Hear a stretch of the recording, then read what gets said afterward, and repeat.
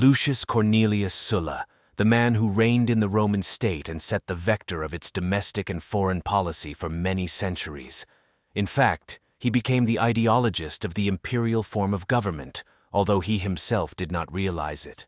Sulla came forward as a capable officer and talented military leader under the leadership of Gaius Maria in the wars with the African Jugurtha in Greece, with Mithridates IV, with the Germans, and in the Allied War. Marius, a famous army reformer and commander, the winner of the Simurs and Teutons and so on, was jealous of his subordinate's successes and tried to push him into a secondary role. The conflict of personal interests was there, but it also got a political background. By the beginning of the 1st century, BC, Roman possessions have already grown enough. Was defeated Carthage, the Romans set foot on the shores of Africa, Greece, and Asia Minor, were subordinated to the Greek polis and tribes of Spain. The Italics, the population of the Apennine Boot, considered themselves aggrieved in privileges. They were equated with the inhabitants of the newly acquired territories, and they wanted the rights of Roman citizens. Marius tried to pass a law equating Italics with Romans to widen his circle of supporters. Sulla was opposed. This was the first full-scale civil war in which both sides were noted for their extreme cruelty to their opponents. Both Gaius Marius and, in turn, Sulla drowned Rome in the blood of their enemies. Marius lost and ended ignominiously.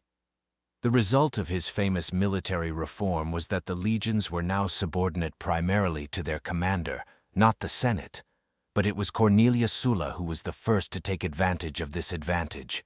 Having seized power in 82 BC, he declared himself a perpetual dictator with the right to execute by death, confiscate property, to found colonies, to build and destroy cities, to give and take away thrones. The darkest page of his reign was the proscriptions. Plaques with the names of those to be liquidated were posted in the Forum. Their murderers and informers received a generous reward. The harborers of the doomed were executed. The lists included both personal enemies of Sulla and wealthy citizens. He and his supporters made huge fortunes from this business.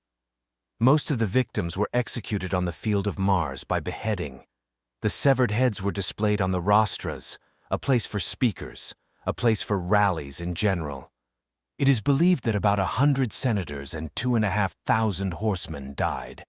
The result of Sulla's rule was the strengthening of the power of the optimates, the upper class, and the strengthening of the role of the legions in domestic politics. With all his actions, he wanted to preserve the republican power of the Senate, but in fact laid the groundwork for its demise. Under the proscriptions, almost fell young then Gaius Julius Caesar. Influential patrons stood up for him, and Sulla told them, "All right, but know that the death of the cause of the optimates, in this young man lurks a lot of Marius." 4 years after coming to power, Lucius Cornelius refused dictatorship and died in agony from an unknown disease, as the ancients write. He was gnawed by lice.